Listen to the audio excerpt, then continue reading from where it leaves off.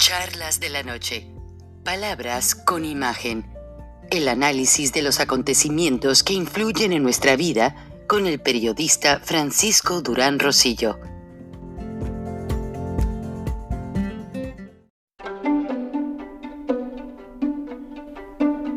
Frank Durán Rosillo te saluda y los saluda a todos ustedes, su amiga María Celeste Raraz, para invitarlos a que se suscriban a mi canal de YouTube, María Celeste Raraz, tal como mi nombre, donde les informo todas las semanas sobre entrevistas que tienen un tema que ayuda a mejorarnos como personas y de paso son interesantes.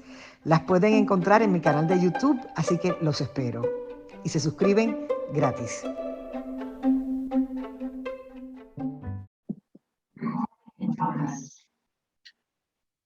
Bueno, la polémica alrededor del presidente Biden ha dejado un poco de lado el tema de la inmigración de los haitianos, el tema de las vacunas, y son temas que el presidente Biden ya dijo. Ya tengo al secretario de Homeland Security trabajando en la frontera con Texas, y el gobernador Greg Abbott no ha dejado de poner el dedo en el renglón. Mandó parar en toda la línea fronteriza una línea de camionetas de lo que le llaman law enforcement, camionetas que usan para casos de SWAT, para casos estratégicos con los policías. O sea, más de 2,000 camionetas alineadas a lo largo de la frontera para detener inmediatamente a cualquier inmigrante que trate de entrar. Además, pues el secretario de Homeland Security ya dijo ante congresistas que ellos tienen bajo control la situación y que el problema es, como decía Roger ayer, en un sector que le llaman La Puerta, entran y salen a traer comida, pero ¿quién les da esa comida? ¿Quién está detrás? No hubo coyotes, pero sí hubo autobuses que los llevaron hasta ese lugar en la frontera. Además, ahora la nueva guerra del presidente Biden es con el presupuesto. Sí, tratar de convencer a todos los norteamericanos de que su presupuesto trillonario va a funcionar y se justifica, pero ya sería la 87ª vez que se sube el techo de la deuda de los Estados Unidos. Ya los analistas dicen que con la inestabilidad mundial, ya el dólar ya no es la misma arma estratégica y comercial de antes. O sea que si se eleva el techo de la deuda, ya sería más riesgoso y una inflación sería inminente. Buenas noches, bienvenidos a Charlas de la Noche, palabras con imagen, en video y en radio. Bienvenido nuestro socio editorial y analista, periodista, egresado del Colegio de México, que hoy básicamente tiene algo bien importante que decirnos acerca de esta institución. Adelante, Roger. Gracias, estimado Frank. Te saludo con mucho gusto a nuestra audiencia de Charlas de la Noche. Buenas noches a todos en cualquier parte del mundo en donde nos estén escuchando. Siempre con el mayor interés desde este espacio de diálogo y conversación. La idea de las charlas es precisamente intercambiar opiniones, estimado Frank, nuestros puntos de vista, recoger lo que nos parece es las opiniones sobre la información más relevante. Esa es nuestra intención. Espero que esté siendo bien recibida por nuestra audiencia y, por supuesto, abiertos a sus comentarios. En efecto, déjame empezar, si me lo permite la audiencia, con un tema que en México está causando mucho revuelo. Un grupo de científicos, 31 de ellos específicamente, agrupados en un consejo consultivo que tiene carácter autónomo, que depende en su presupuesto desde su creación hace casi 20 años de los fondos públicos del Consejo Nacional de Ciencia y Tecnología, CONACYT. Ha sido acusado nada menos que de delincuencia organizada, manejo de fondos de procedencia ilícita, y un rosario de acusaciones completamente absurdas por la Fiscalía General de la República, porque su directora, la doctora María Elena Álvarez, la directora actual del CONACYT, que llegó a su cargo al empezar este gobierno de López Obrador, trae ideas muy peculiares sobre lo que debe ser la ciencia, cree que toda la comunidad científica se ha dedicado a explotar, esquilmar el presupuesto público y ha enfocado sus baterías con esta idea de ciencia popular o nueva ciencia que está impulsando, según ella, con el apoyo del presidente López Obrador o a iniciativa del presidente AMLO, está queriendo cambiar instituciones científicas en México, han anulado, han cancelado becas de posgrado a estudiantes mexicanos en el extranjero, un sinnúmero de cosas. Pero a este consejo consultivo, ella, desde que llegó al cargo de directora, nunca le pidió reunirse, ni su consejo, ni sus opiniones en torno a las políticas para definir sobre la comunidad científica mexicana. Es lo que hace el CONACYT, es el principal órgano dedicado a eso.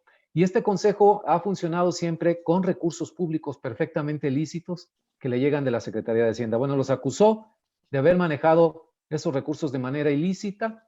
El asunto ya había llegado desde hace 2 años a la Suprema Corte de Justicia de la Nación, que apenas en el mes de agosto dijo que era improcedente las acusaciones de recursos ilícitos porque ese dinero, como es obvio, además estamos hablando de una obviedad, proviene del mismo gobierno federal, entonces no hay ningún fundamento ni base legal para decir que son recursos de procedencia ilícita.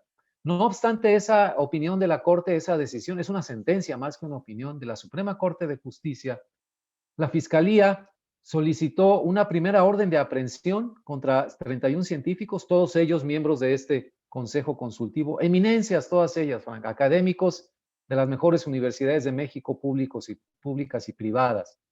Órdenes de aprehensión por estos delitos que te menciono, que se utilizan normalmente para acusar a narcotraficantes, y de hecho pedía el fiscal Alejandro Gertz Manero que fueran enviados ya sea a Almoloya o al penal del Altiplano, ahí sí, junto con la flor y nata del narcotráfico en México, para que respondieran por las acusaciones. La primera solicitud de orden de aprehensión fue negada, reiteraron otra solicitud de orden de aprehensión también negada por los jueces de control que las consideran absurdas. No obstante eso, anunciaron que habrá una tercera solicitud que fue ya presentada, me parece que el día de ayer también, con vías de ser completamente rechazada. El origen de esta historia también tiene que ver, antes de leerte un posicionamiento, una pequeña carta, es un párrafo nada más, que académicos del Colegio de México hicieron en defensa de estos científicos. Alejandro Gertz Manero es ahora miembro del SNI, el Servicio, es el SNI, Servicio Nacional de Investigadores, que son apoyos federales extras a cada investigador académico científico que demuestra que ha publicado, que ha hecho obra de investigación, etcétera, etcétera, adicional a los sueldos que reciben en sus instituciones. Gertz Manero había intentado entrar a este SNI, calificar como investigador certificado por el SNI desde hace 15 años, pero desafortunadamente no tenía los suficientes méritos académicos, y esto juzgado no por una o dos personas, sino por un comité bastante amplio de especialistas en cada área, según provengan ciencias sociales o ciencias naturales, que juzgan si la persona que solicita tiene o no los méritos adecuados. No fue así. Llegando María Elena Álvarez al CONACYT, le permite entrar al SNI, al Sistema Nacional de Investigadores, por un medio completamente heterodoxo, incluso con sospecha de que fue una chicana, como dicen los abogados, ilícito, porque le hicieron un comité a modo al fiscal para que revisara una vez más sus méritos académicos, entre comillas, y ahora sí le permitieron entrar, además directamente con la categoría más alta. Entonces, en México se está interpretando esta ofensiva judicial contra científicos como una especie de venganza de esta personalidad muy rencorosa del fiscal Alejandro Gertz Manero. Bueno, para no extenderme más, leo brevemente el mensaje de la comunidad académica del Colegio de México, fechada en la Ciudad de México a 23 de septiembre del 2021. Y dice lo siguiente: las acciones de los últimos días por parte de la Fiscalía General de la República en contra de 31 personas, entre ellas académicos y académicas con una trayectoria notable, son bien conocidas por la opinión pública mexicana. La desmesura de dichas acciones salta a la vista. No se trata esta vez de una laguna de nuestro Estado de Derecho, sino de una utilización facciosa de una de las instituciones centrales en que éste descansa. Una utilización que pretende culminar en el encarcelamiento de esas 31 personas acusadas de delincuencia organizada. Quienes firmamos este documento, claustro, estudiantes y ex estudiantes del Colegio de México, queremos expresar nuestra repulsa a las acciones de la Fiscalía General de la República y la conminamos a que desista de ellas. El ámbito académico y científico de nuestro país lleva ya tiempo viviendo bajo una atmósfera enrarecida e incierta, pero con este agravio hemos alcanzado un nivel inaceptable e impensable para quienes suscribimos estas líneas. Ya es hora de dejar a la comunidad académica y científica en paz y dejarla hacer su trabajo en libertad. Firman profesores, estudiantes, ex estudiantes del Colegio de México. Ya me uní en change.org a esta petición, a esta carta. Yo soy ex estudiante de esa institución. Egresado, Roger. Egresado, y suscribo precisamente los puntos de vista que ahí contienen, estimado Frank. Me ha sacado el aire, Roger. Increíble, porque yo fui parte, cuando estudié en la Universidad de California, formé parte del equipo organizador con el doctor Wayne Cornelius, que fue mi maestro, y director del Centro de Estudios México-Estados Unidos de la Universidad de California, donde gente del Colegio de la Frontera Norte en Tijuana, una institución muy acreditada, el Colegio de México, la UNAM y muchas universidades forman parte de la conferencia anual, los briefings.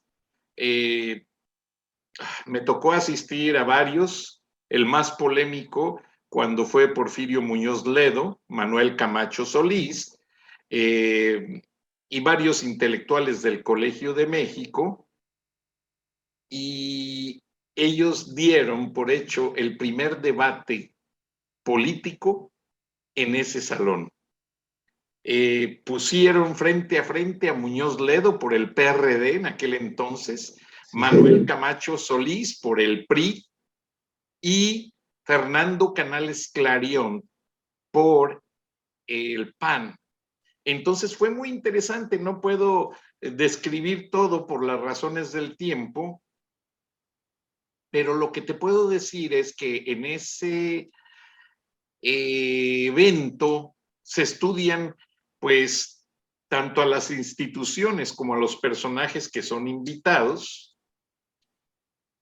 y ahí fue donde descubrí que la institución que tiene más estudios sobre los atropellos del gobierno federal, no de López Obrador, estamos hablando desde los 70s, cuando la Secretaría de Gobernación creó la Dirección de Investigaciones Políticas de Gobernación, que era una dirección de inteligencia, que por cierto, la renació López Obrador, luego explicamos en un programa cómo funciona, y también revivieron la Dirección Federal de Seguridad, un equipo pues bastante metódico en sistemas de represión, político y físico. En la Dirección de Investigaciones Políticas de Gobernación estaba López Portillo como presidente. Su director fue mi paisano, Nacho Vázquez Torres, Ignacio Vázquez Torres, amigo de mi familia, amigo personal, nos conocemos en el alma. Y yo pienso que Nacho Vázquez Torres, como director de investigaciones políticas, nunca se manchó las manos. Él lo que hizo fue recabar información de manera muy profesional. Mis respetos. Después fue diputado federal, etcétera, etcétera. Fue delegado político, etcétera. Le mando un abrazo si anda por ahí, y a su esposa y a sus finos hijos. Y en la Dirección Federal de Seguridad, cuerpo al que le negaron la participación de la Dirección de Investigaciones Políticas, o sea, Nacho Vázquez Torres quería supervisar a la Dirección Federal de Seguridad, pero pues pura gente con antecedentes de matones, pues no los dejaron. Sí. Sin embargo, en esa época estuvo Emilio Islas Rangel, en la Dirección Federal de Seguridad, quien aparte fue director del Interpol México, subdirector de la Policía Judicial en Guanajuato, y también un gran amigo. De hecho, uno de sus hijos se llama Francisco, por la amistad que nos une. Emilio Islas siempre se rigió por el Código Penal en la mano, es lo que él me decía. Bueno, respeto todo el trabajo de todos, quizás por allí haya otras versiones, pero a lo que quiero llegar es que cuando yo hice el research, el análisis para ayudar dentro del Centro de Estudios México-Estados Unidos de la Universidad de California, el doctor Wayne Cornelius me dice: Francisco, tú fuiste reportero policíaco. Indágame, por favor, cuántos estudios hace y de qué manera el Colegio de México. Y encontré que el Colegio de México es el único organismo privado independiente que lleva un archivo sobre lo que fue la Dirección Federal de Seguridad, sobre lo que fue la represión, el aparato represivo de los gobiernos en México. No sé si se sigue haciendo hasta ahora. Eso era una actividad muy privada del Colegio de México, y déjame y te lo digo, ellos no andaban detrás de cada represor, de cada policía, no. Ellos agarraban las estadísticas como los americanos, que te lo decía, ellos agarran un discurso, ven cuántas palabras se repiten, cuántas palabras hay ofensivas y en qué sentido, cuántas palabras hay positivas, y las meten a la estadística y con eso sacan muy buenos datos. Entonces el Colegio de México hacía exactamente lo mismo, ponía el crimen contra la estadística de detenidos, de procesados, de enjuiciados, y ahí se sabía perfectamente y era analítica y conclusiones muy exactas en las que se decía, bueno, pues es que en México el crimen está fuera de control, porque se cometen 90, 100,000 crímenes y nada más hay 10 presuntos responsables en la cárcel y a veces son prefabricados. Entonces, son situaciones que a uno se le quedan en la memoria muy marcadas, pero si menciono esto es que jamás, habiendo conocido gente del Colegio de México como tú, Roger, principalmente, como varios cónsules, la ex embajadora Marta Bárcena, la cónsul Remedios Gómez Arnau, gente muy honorable que realmente no se mancharía las manos. El Colegio de México es una institución académica y para entrar al Colegio de México creo que tú le podrías decir a la audiencia lo que hay que estudiar sí, y hay que saber, porque no cualquiera entra al Colegio de México. Entonces, me duele, me apena. Y con eso, Gertz Manero, con esa acción, está demostrando y destapando la completa ignorancia, la completa falta de atención a la normatividad jurídica del Estado de Derecho mexicano. Está destapando que este gobierno se rige por el atropello, se rige por la influencia de los carteles de la droga, se rige por la influencia de matones y criminales. Como ya se ha dicho en muchas partes, no tengo que repetirlo, la opinión pública ha hablado de excandidatos a gobernadores en Guerrero. Así es, sí. Y muchos estados más. Entonces, Sinaloa. ¿Cómo a un grupo de personas que se dedican a la enseñanza, a divulgar el conocimiento, 31 de ellos es demasiado? Es algo que marca a esta administración como una administración del fracaso de la administración de justicia, como una administración que no le importa el desarrollo de la ciencia y la tecnología, mucho menos el desarrollo de las ciencias sociales. Y si el Colegio de México es el target, es el blanco para darles, es porque el Colegio de México sabe mucho de ellos. El Colegio de México tiene mucha información y con eso, tarde o temprano, el resto del mundo, como nos están escuchando en este momento, principalmente en Estados Unidos, Canadá, Marruecos, donde hay mucho mexicano, que atraviesan en un bote rápido a España a trabajar en los bares, en los restaurantes, y en la noche regresan a Marruecos a dormir porque no han podido resolver su situación migratoria. Sí, Frank. Habemos mexicanos por todas partes del mundo. Habemos mexicanos en Nueva Zelanda. Luego te platicaré del mexicano que llegó a Nueva Zelanda, limpiaba los baños de un cine y ahora ya es concejal del gobierno de Nueva Zelanda. Ah, mira, qué interesante. Y bueno, hay aquí, estando en esta situación de los medios internacionales, que te va a pasar a ti, Roger, la gente te llama y te contacta y te explica situaciones. Y yo sé que tus palabras, a partir de este momento, van a indignar, como me han dejado indignado a mí,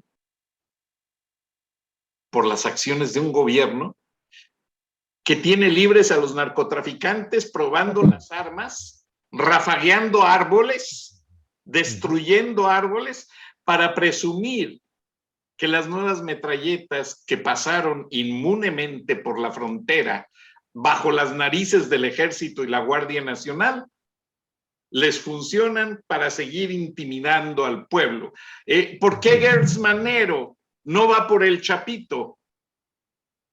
Pues ya lo Que tenían en compró Culiacán. 12 toneladas de armas, mandé.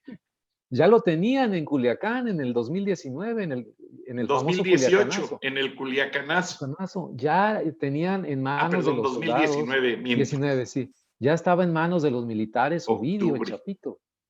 Entonces, esos son los enemigos, los adversarios que deben perseguir.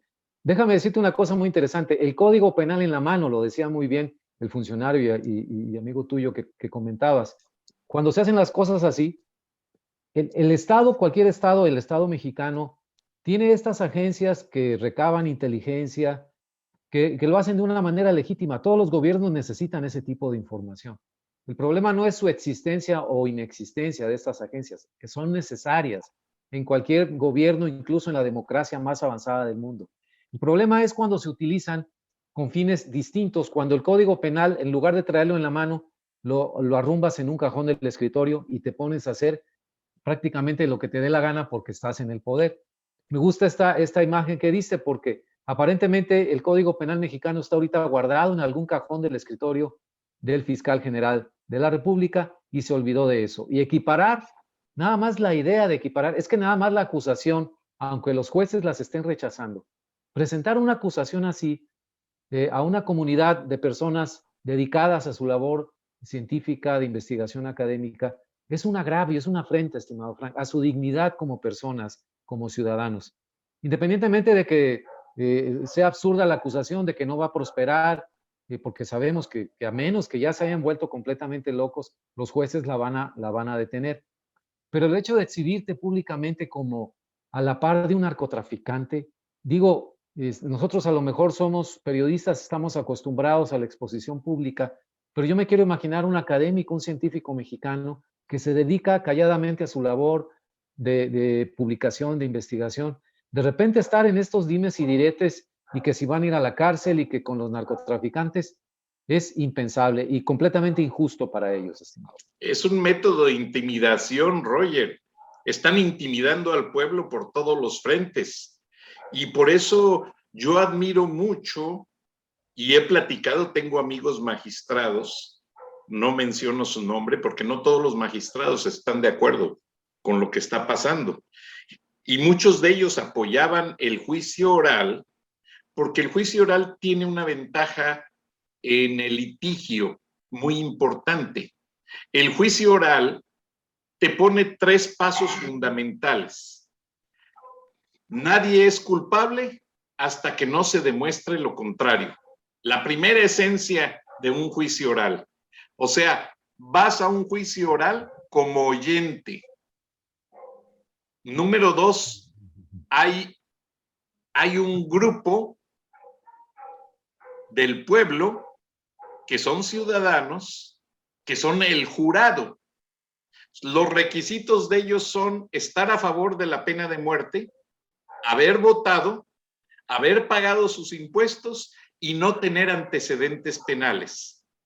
Y cada uno de ellos para como están las cosas, debe ser de raza diferente y creencia religiosa diferente. Y la selección de jurado y no deben de trabajar en los medios, ni para organizaciones políticas. Entonces, la selección es muy rica en ese sentido y se hace una selección muy madura, muy bien, muy confiable, muy bien establecida, muy sólida.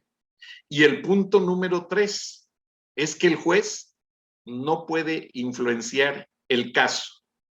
Los testigos de la defensa y los testigos de la parte acusadora o de la fiscalía no pueden recibir dinero, no pueden recibir ni un centavo, ni favores políticos de nadie, ni posiciones políticas, y automáticamente quedan como parte de un delito que perseguir si se presentan con funcionarios durante el proceso del juicio.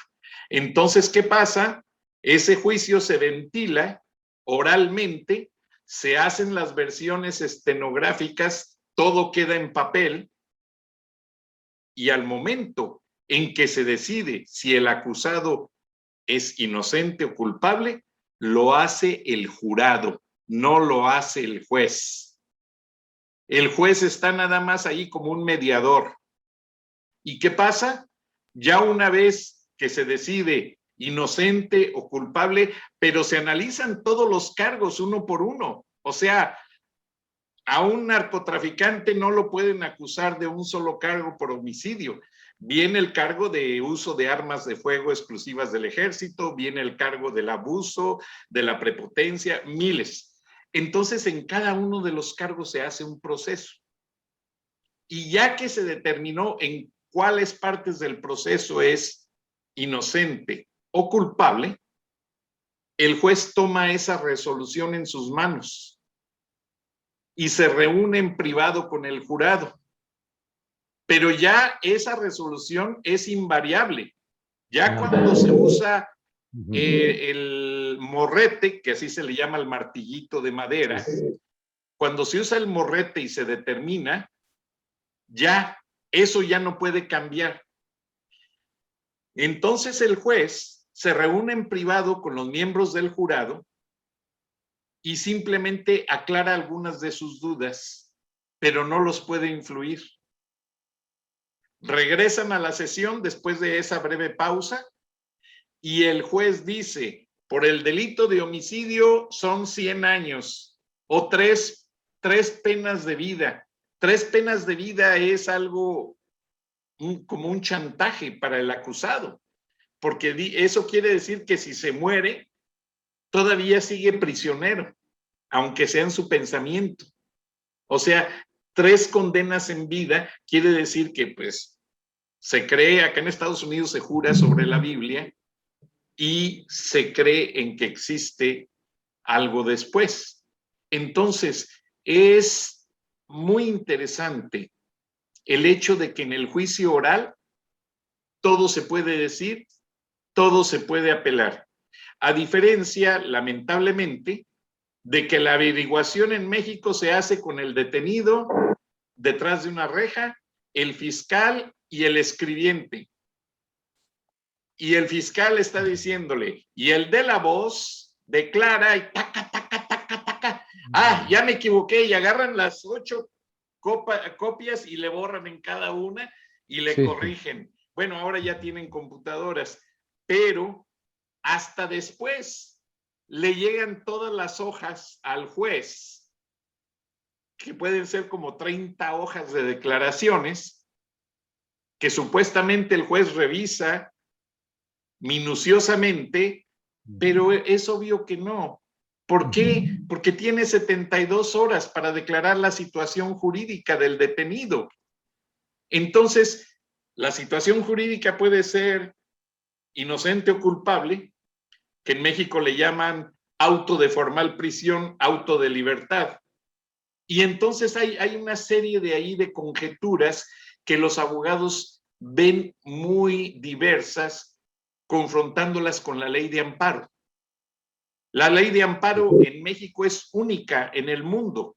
De hecho, muchos países la copian y lamentablemente la están minimizando.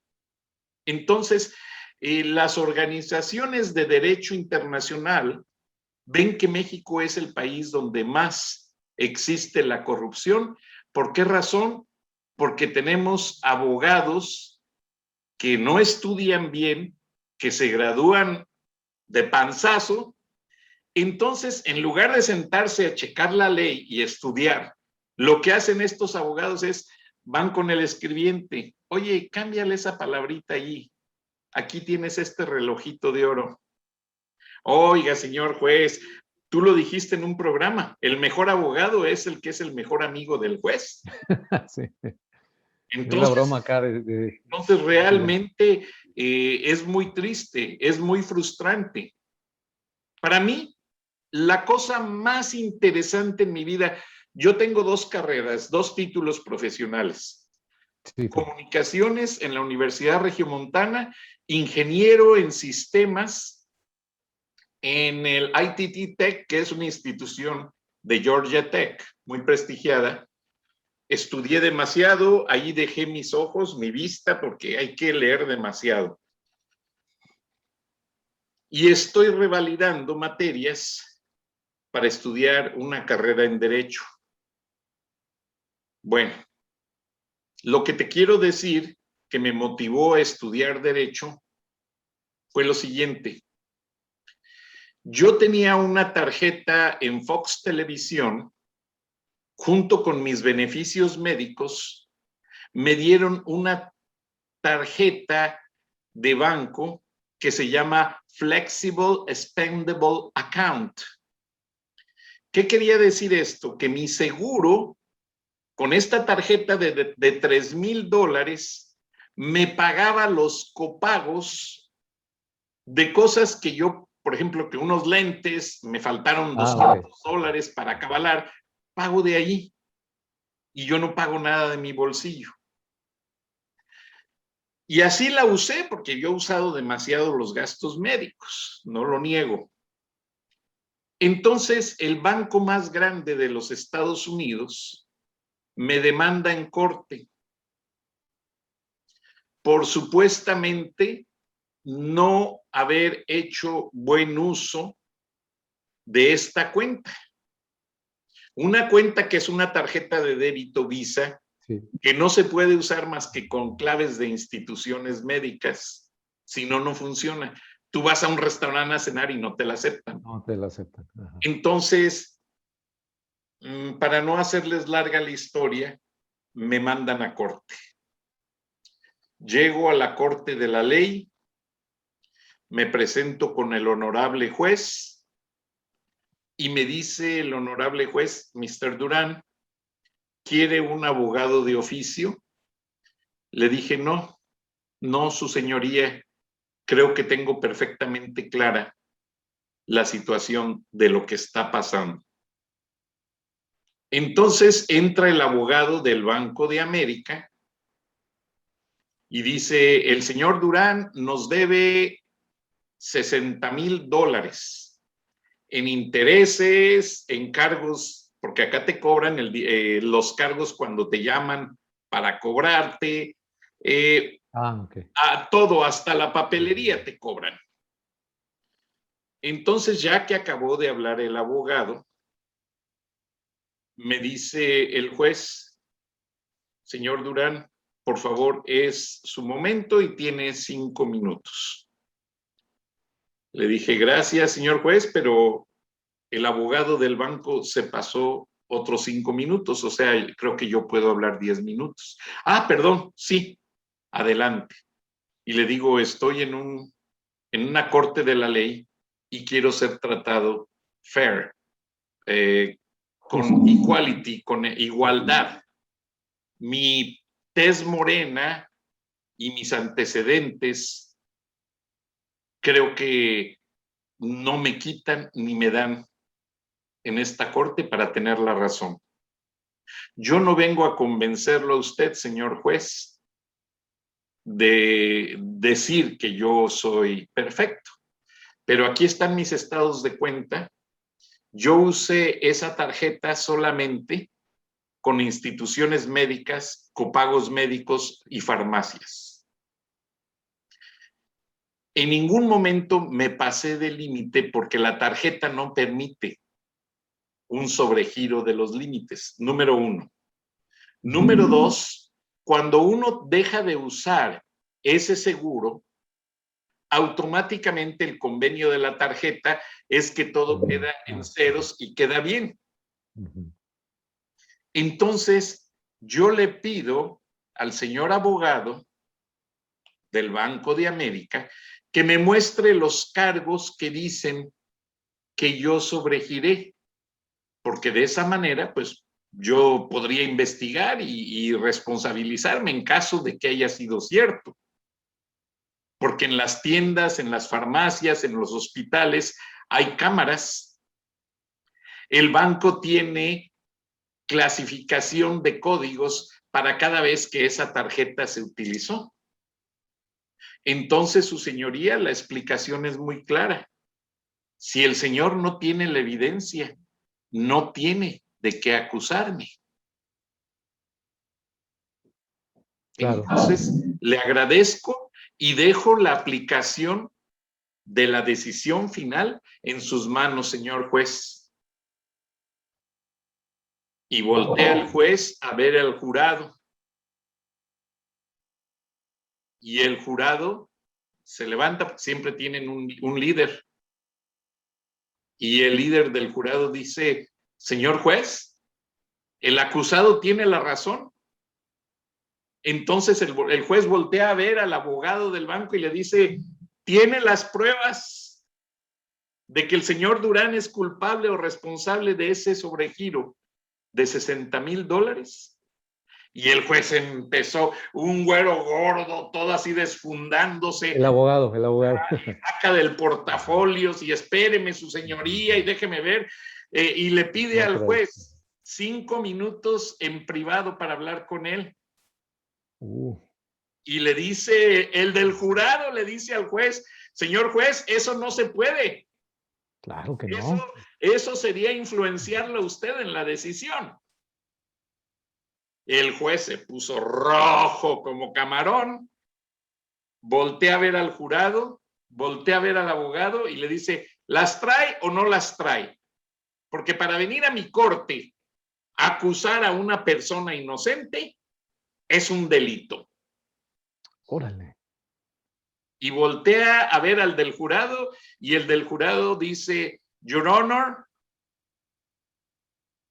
porque ellos tienen que leer un pequeño párrafo, por las facultades que nos da la ley de Georgia, la ley civil de Georgia y la ley de bancos, el señor Durán no tiene responsabilidad alguna en ningún cargo, al menos que usted quiera escuchar al abogado en privado y lo quieran acusar. No, hombre, el juez también se puso como camarón. El juez se agacha y dice: para esto llaman al marshal. El marshal es un policía que es un alguacil que está en todas las cortes para, en caso de que resulte culpable, ahí mismo esposan al cliente y se lo llevan al bote. Entonces ya el juez avienta su speech. Por las facultades que me otorgan la ley de Georgia y el estado, las fracciones tal y tal y tal y tal, de acuerdo a lo que el señor Durán dijo, no hay ninguna prueba de que se le pueda procesar en su contra. Es mi ley, pero sí le exijo al Banco de América traerme las pruebas. Este caso ya no va a ser irreversible, pero sí va a servir para abrirle un expediente al Banco de América y procesarlos por mentiras y por falsas acusaciones. ¡Pum! Pone el borrete, es todo. Y ya volteo, me quedo viendo y me dice la secretaria del juez: saca un papel, se lo firma el juez, se lo firma el alguacil, se lo firma el representante del jurado, y eso sí, me dice el Marshal, Mr. Durán, le doy una disculpa a nombre de las autoridades del estado de Georgia. Usted es una persona honorable, paga sus impuestos y nos apena de parte del juez y de parte mía haberlo tenido aquí en el banquillo de los acusados. Usted no tiene ningún antecedente penal ni en el estado, ni en la federación, ni en el condado. Le damos nuestra más alta disculpa. Guarde este papel, haga copias, déselo a su familia y todo, porque en dado caso de que el banco trate de fabricarle otro cargo, usted está protegido. No lo pueden volver a juzgar por las mismas situaciones en ninguna otra parte del mundo, porque eso tiene la ley de Estados Unidos. A una persona la acusan de algo, no procede en un juzgado, se amafian con otro juez, amigo de ellos, y pum, canijo, le meten la demanda, y entonces sí procedió, y lo sacaban, le sacaban la vida. Y platico muy orgulloso ese caso, porque sí, en Estados Unidos uno no es responsable hasta que se demuestre lo contrario. Entonces, Roger, esperemos que en México las acusaciones sean pues de protocolo, caprichos de políticos, que no lo dudo ni tantito, y que así como Gers Manero está acusando a todos los enemigos del gobierno de la 4T, pues que muestren las pruebas, las hagan públicas, les den 30 días para contestar públicamente los argumentos y que sea el pueblo el que los juzgue y decida. Y ya un juzgado, de acuerdo con el Código Penal en la mano, podrá imponer sentencia. Mientras tanto, eso se me hace otra jugarreta política del presidente de la República, Andrés Manuel López Obrador. Así es, estimado Frank. Aquí en México la presunción de inocencia, tal como se conoce en Estados Unidos y se aplica, no existe. Existe formalmente ya en la ley, ya en las últimas reformas de las leyes y reformas constitucionales se ha agregado, pero es letra muerta. Por eso reitero lo que te decía hace un momento, y qué bueno que mencionaste esa frase del Código Penal en la mano.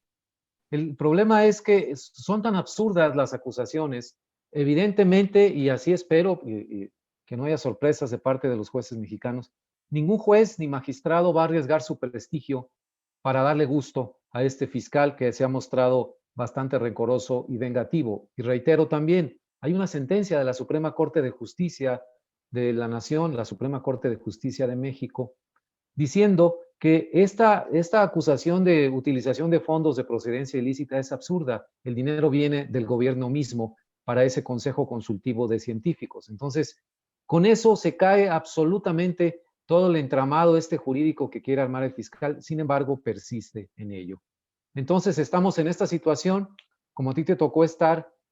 El problema es que llegas a una corte, a un tribunal en México, y allá en Estados Unidos puedes hacer valer tus argumentos, el juez los escucha, hay un jurado además que también es un contrapeso a cualquier arreglo oscuro que se quiera hacer directamente con el juez. Pero aquí en México no, aquí hay mucha presión también sobre los jueces y magistrados. Todo este manejo mediático de las acusaciones, se supone que si te van a acusar de algo, te están acusando de algo, tú tienes la presunción de inocencia y va en detrimento tuyo, de tu dignidad, que se revelen ampliamente y se digan los cargos y que en el manejo sobre todo de la prensa que es favorable a la Cuarta Transformación, se dé ya por culpables a los científicos y se les denigre y se les equipare a narcotraficantes, porque al final de cuentas, como decimos en México, tú conoces bien esa frase, un periodicazo nadie te lo quita. Si un día apareces en la portada que te acusan, bueno, hasta de la muerte de Pedro Infante, como dicen por acá, y pues toda la gente lo ve y se entera, pero un año después resulta que todos esos cargos por los cuales apareciste en las portadas y en los noticieros son absolutamente falsos y tú eres completamente inocente, no va a volver a salir tu fotografía en una portada diciendo era inocente fulano de tal. No, eso queda en la imaginación popular, en la opinión pública, queda enquistada una idea de desprestigio para determinada persona, porque, el que acusaron una vez de que se robó, que dijo, que hizo, y nadie se enteró después que en el proceso legal resultó completamente inocente, ¿no? Entonces, hay esa deformación del prestigio público que ya no te lo quitas o difícilmente te lo quitas, o además a muchas personas es un agravio personal, los pone muy mal en términos emocionales y de salud, porque es el prestigio de ellos el que está sobre la mesa de su familia, de sus hijos, y cuando tienes un prestigio social bien logrado con tu trabajo, con honestidad, con esfuerzo, que te venga un político, un fiscal, que obedece las órdenes de un presidente que no le importa el debido proceso ni el respeto a las leyes, y te deshacen, por lo menos públicamente, ya nada más con una simple acusación, pues es realmente muy, muy desastroso para la vida de las personas, de esos 31 científicos y académicos, que el simple hecho de una acusación tan absurda se esté ventilando tan ampliamente en México. Y para concluir, yo creo que van a salir bien librados, así espero, esos científicos, pero ya fueron completamente dañados en su prestigio, en su imagen pública. Y a diferencia de Estados Unidos, es una idea ilusoria aquí que demandes al Estado por una acusación falsa, simple y sencillamente no va a prosperar. Imagínate que ante el mismo fiscal le pidas que se castigue al mismo fiscal por haber elaborado una acusación falsa. No, nunca va a pasar, a menos que venga un cambio de gobierno y como sucede en México, con un nuevo ciclo político, entonces se empiecen a desenterrar estas cosas, pero estamos hablando de 3, 4, 5 años. Mientras tanto, el prestigio de las personas está severamente dañado. Es lo que quería decir, estimado. Gracias, Roger. Y sí, es muy triste. Y cuando empezamos el programa estaba hablando yo con Nicolás, el asistente personal de la congresista María Elvira Salazar, congresista federal de los Estados Unidos, quien realmente alzó su voz al ver que Díaz-Canel visitó pues México básicamente como Juan por su casa y pues quiso realmente hacer una proclamación injustificada. Pero pues yo me doy el gusto de reproducir el audio. Es una vergüenza, es una gran vergüenza para todos nosotros los cubanos americanos tener que escuchar las palabras del presidente de México. Y hay una vergüenza por 3 razones. Número 1, por haber invitado a Díaz-Canel, que sabemos que es un tipo puesto a dedo y que fue el que el 11 de julio le dijo a las tropas castristas que se tiraran a la calle y que estaban en combate y que le dieran palo y que le partieran la cabeza y después metieran preso a miles de cubanos, que lo único que estaban haciendo era gritando libertad, no estaban haciendo más nada. Eso es lo primero. Lo segundo, cuando el presidente de México dice de que los cubanos estadounidenses tienen que pedir la reconciliación, se está hablando de nosotros, está haciendo una alusión a alguien como yo, cubana estadounidense, que soy la que representa la ciudad de Miami, el corazón del exilio cubano en los Estados Unidos, en el Congreso Federal. Nosotros los cubanos estadounidenses, lo único que hacemos es ayudar a esa gente que Díaz-Canel patea y que le quita la posibilidad de ganarse la vida de una manera decente y con dignidad. ¿Por qué? Porque nosotros en esta comunidad mandamos $7,000 millones todos los años para que esa gente que Díaz-Canel está matando de hambre no se muera de ello. 7,000 millones. Así que nosotros somos los que en realidad ayudamos mientras que Díaz-Canel los patea. Y número 3, pobrecitos los hermanos mexicanos. Pobre mis hermanos mexicanos que tienen un presidente de tan poca estatura, no solamente intelectual, sino también moral, en invitar y darle toda esta reverencia a un tipo que lo único que hace es mantener a ese pueblo esclavo.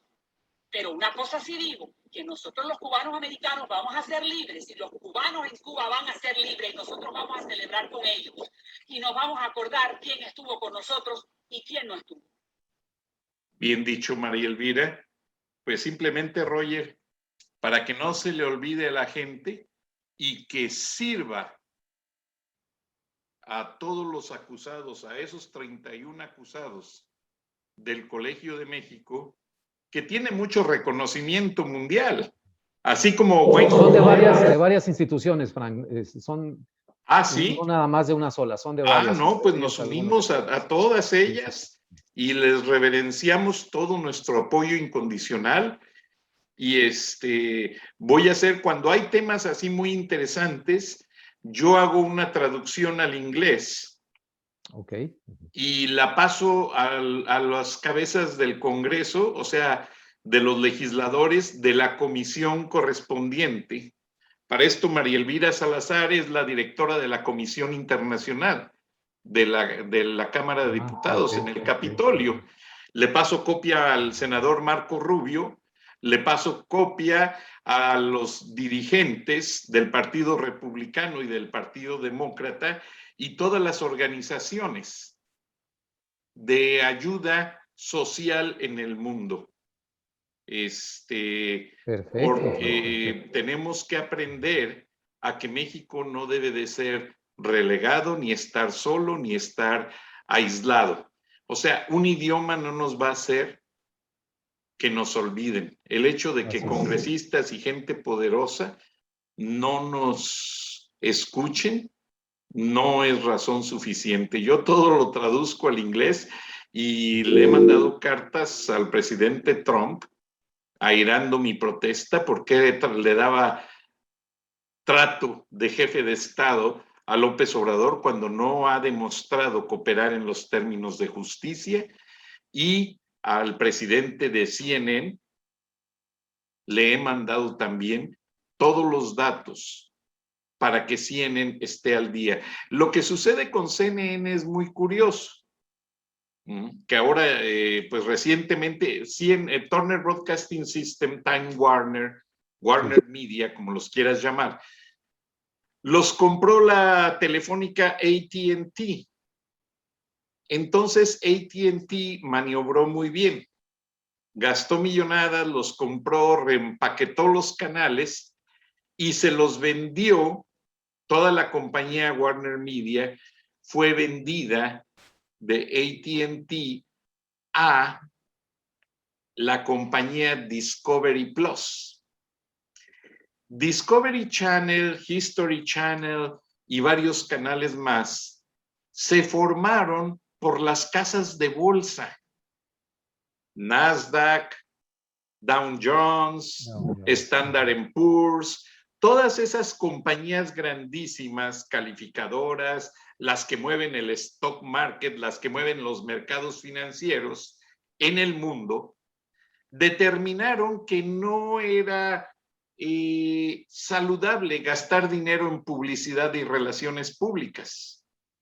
Entonces, lo que ellos hicieron fue fundar canales de televisión y hacer canales educativos para motivar la inversión, la producción, el crecimiento de los países, el defender el medio ambiente, el crear del mundo basado en políticas positivas. Entonces, adquieren a los canales esta empresa, Discovery Plus, y te voy a platicar una historia. Me habló un director de AT&T que está basado en la Ciudad de México y dice que ahora, en el gobierno de López Obrador, tan pronto se percató el gobierno de que la compañía AT&T es la propietaria de CNN, pues fueron a saquear sus bodegas, policías fueron a extorsionar a los administradores de las bodegas para quitarles teléfonos celulares nuevos, para pedirles una serie de cosas que eran más que nada extorsión. ¿Y qué crees? El gobierno mexicano también empezó a causarle o a grabarle impuestos a la telefónica AT&T en México. Y los empezaron a amenazar, y la cosa más humillante para un gobierno que no respeta la inversión extranjera en México. Y con eso, lo que quiero decir es que la imagen de CNN en México la maneja una empresa de relaciones públicas, precisamente para evitar compadrazgos y ven que te tomas y habla bien del presidente. No. Eso es a través de una empresa muy grande de relaciones públicas. Así no hay sobornos, no hay esto, no hay lo otro. Bueno, pues el gobierno de López Obrador también le está dando dolores de cabeza a la Agencia de Relaciones Públicas, que lo único que ha hecho ha sido acercarse a la 4T para que rindan informes de actividades para que los corresponsales de CNN en la Ciudad de México puedan dar amplia cobertura al gobierno. Claro, sí. Pero Sí. López Obrador está cerrado, tapado, no cooperan con nada. ¿Por qué? Porque las noticias que genera este gobierno son como la denuncia que acabas de hacer. Intelectuales mexicanos amenazados de ser encarcelados sin ningún delito que probarles. Es una lástima, es una vergüenza, el tiempo se nos agota, pero Roger, te agradezco y recuérdale a la gente dónde puede apoyar esta causa. Change.org o change.org. ¿Y cómo se Es llama el la portal. causa? Porque bajo Change.org hay miles. Colegio de México, mira, de hecho ya la tienes en tu bandeja electrónica. Sí, pero Es los Colegio de audiencia, México y científicos. Así lo pueden buscar. Colegio de perfecto, México y Roger. científicos. Ujú. Y el fondo que tengo, yo tuve muchos años Sí, mi sí, oficina en Midtown, Atlanta. No, sí. esto es una foto que tomé y te la quiero compartir a ti A ver, y a la a ver. audiencia. Me voy a quitar para que Sí, sí. vean. Es el monumento del doctor Martin Luther King, defensor de los derechos sociales y por quien realmente muchas minorías podemos vivir y gozar de las libertades en los Estados Unidos. Ojalá que así como el doctor Martin Luther King influyó en los gobiernos pasados y sigue influyendo en los Estados Unidos, exista un líder en México Así es. que ya les ponga un hasta aquí a los abusos de tan atorrantes políticos que tenemos. Muchas gracias, buenas noches y nos escuchamos mañana. Hasta entonces.